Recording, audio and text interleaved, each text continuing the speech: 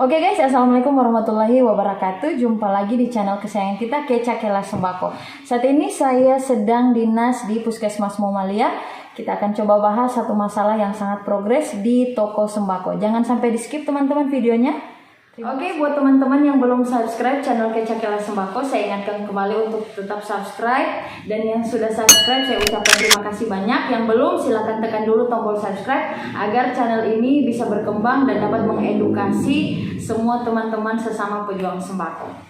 Untuk video kali ini saya akan coba bahas mengenai hutang di toko sembako. Bagaimana caranya kita menghindari orang yang berhutang di toko kita dan bagaimana caranya kita mengatasi hutang di toko. Nah teman-teman, barang-barang apa saja yang selalu atau sering dihutang, dijadikan barang hutangan untuk para konsumen kita, itu ada beberapa jenis barang yang mungkin ini sering dihutangi atau sering menjadi barang yang dihutangkan ke konsumen. Yang pertama yakni rokok. Rokok itu misalnya yang paling sering di toko Keca Kelas Sembako sendiri rokok eceran. Jadi rokok yang saya jual per batang.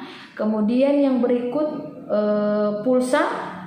Kemudian bumbu dapur atau bumbu-bumbu masak. Misalnya mereka yang paling sering saat ini terjadi yakni kenaikan harga. Mereka tidak tahu harganya sudah naik, mereka bawa uang pas-pasan dari rumah, kemudian sisanya mereka hutang. Nah itu biasanya teman-teman, mereka sudah tidak bayar lagi, mereka sudah lupa atau sengaja tidak bayar. Kemudian yang berikut, barang yang suka dihutang juga itu kadang-kadang kalau di saya, kan saya bukan cuma toko sembako, saya juga buka butik pakaian. Kadang-kadang mereka membeli satu buah baju atau satu par baju dari atasan sampai bawahan itu butuh pelengkap, misalnya harus ada dalamannya, mesti ada jilbabnya, mesti ada kaos kakinya.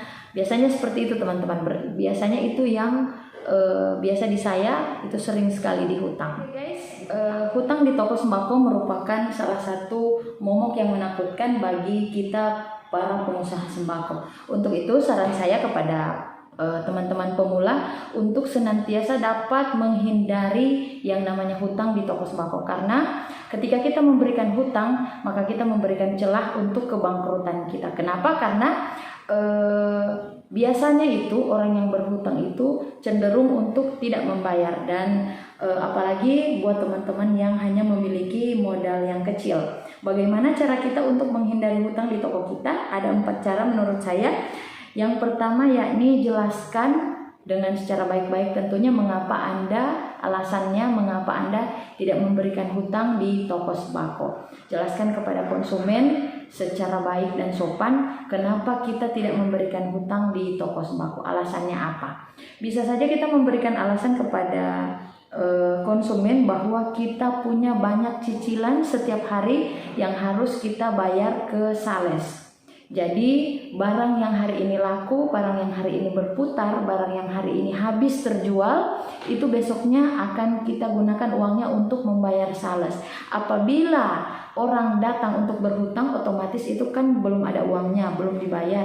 Jadi kita akan mengalami kendala untuk membayar sales. Jadi utarakan seperti itu teman-teman kepada para konsumen kita bahwa pada besok harinya kita akan menggunakan uang hasil penjualan hari ini untuk membayar sales.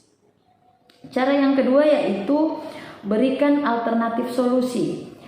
Kalau di toko Keca Kelas Sembako sendiri, kalau mereka ingin berhutang itu biasanya yang pertama tidak ada uang kecil atau uang kembalian, dan yang kedua mungkin mereka tidak cukup uang tunai untuk membayar. Misalnya dari rumah mereka niatnya ingin membeli sesuatu. Nah, setahu mereka harganya Rp10.000. Sesampainya di toko itu harganya mengalami kenaikan, ya ini mungkin Rp11.000. Jadi Rp1.000-nya ini mereka tidak punya uang untuk membayar, makanya mereka hutang di toko kita. Nah, berikan alternatif solusi. Misalnya kita berikan solusi bisa untuk tarik tunai di toko. Kita sediakan mesin ATM, mesin briling di toko agar walaupun mereka tidak membawa uang tunai, mereka bisa melakukan tarik tunai dan membayar secara debit. Seperti itu teman-teman. Dan yang berikut, berikan alternatif solusi, misalnya mereka membeli 4 macam item barang. Nah, dalam 4 macam itu mereka hanya mampu membayar 3. Solusinya adalah kita memberikan alternatif kepada konsumen untuk meninggalkan yang 1 item ini dan kemudian mengambil dulu uangnya di rumah, kemudian datang lagi untuk mengambil barang yang tidak cukup uang tadi. Seperti itu teman-teman. Cara yang ketiga menurut saya ini, yakni hindari rasa bersalah. Bagaimana caranya? Ketika orang berhutang kepada kita dan kita mengatakan tidak atau tidak boleh atau tidak mau memberikan hutang, maka akan timbul rasa bersalah di dalam diri kita. Maka seyogianya kita harus menghilangkan rasa bersalah itu, karena dengan rasa bersalah kita yang berlebihan, kita akan sayang kepada mereka, kita akan merasa bahwa kita sudah terlalu kejam kepada mereka. Maka dengan hal tersebut kita akan dengan mudah akan memberikan hutangan kepada para konsumen kita. Itu yang harus dihindari teman-teman. Yang berikut yakni cara yang terakhir menurut saya ini, yakni menulis kata-kata yang sopan, kata-kata penolakan yang sopan di seluruh area toko. Misalnya tidak menerima bon, misalnya tulisan tidak menerima bon atau tidak menerima hutang, seperti itu teman-teman. Jadi konsumen itu datang ke toko kita secara tidak langsung, mereka langsung membaca tulisan yang ada di toko tersebut, maka mereka akan mengurungkan niatnya untuk berhutang di toko kita. Nah teman-teman, bagaimana caranya kita mengatasi masalah orang yang sudah terlanjur kita berikan hutangan tapi tidak mampu untuk dia bayar. Nah, ada beberapa tips dari saya juga untuk mengatasi hal tersebut. Bagaimana caranya supaya hutang dia ke Anda atau ke toko Anda itu cepat dapat dia bayar. Cara yang pertama yakni berikan dia tenggang waktu. Jadi misalnya kalau dia sudah hutang sudah sangat lama, kita ajak dia untuk berkomunikasi, kita telepon atau kita kirimkan pesan melalui orang-orang terdekat untuk untuk supaya berikan tenggang waktu. Jadi berikan dia tenggang waktu sekitaran 1 atau 2 hari, 1 atau 2 minggu, atau 1 atau 2 bulan. Seperti itu teman-teman. Kedua teman-teman, cara dari saya yakni minta bantuan mediator. Jadi seperti yang saya katakan tadi, kita hubungi keluarga dekatnya, kita hubungi tetangganya atau saudaranya, kita berikan penjelasan kepada mereka, kita minta bantuan mereka untuk bisa menghubungkan antara kita dengan dia. Yang ketiga yakni sarankan alternatif pembayaran. Misalnya hutang dia di toko Anda itu sudah sangat banyak, misalnya sudah 1 atau 2 juta atau mungkin di atas 10 juta. Kita berikan alternatif pembayaran, misalnya mungkin bisa dicicil pembayarannya, atau mungkin dia mempunyai suatu kelebihan yang mungkin kita butuhkan, misalnya dia seorang pengusaha daging sapi misalnya, atau dia seorang pengusaha ayam misalnya. Nah, ketika kita hajatan itu kita ambil saja daging sapinya di dia, kita ambil saja ayamnya di dia, agar supaya dapat kita potong di hutang dia ke kita, seperti itu. Kemudian yang berikut, ajak komunikasi dan dengan tatap muka langsung. Jadi jangan sampai menimbulkan ketersinggungan antara pihak dia dan pihak kita. Jadi kita ajak dia untuk dapat berkomunikasi langsung dengan kita.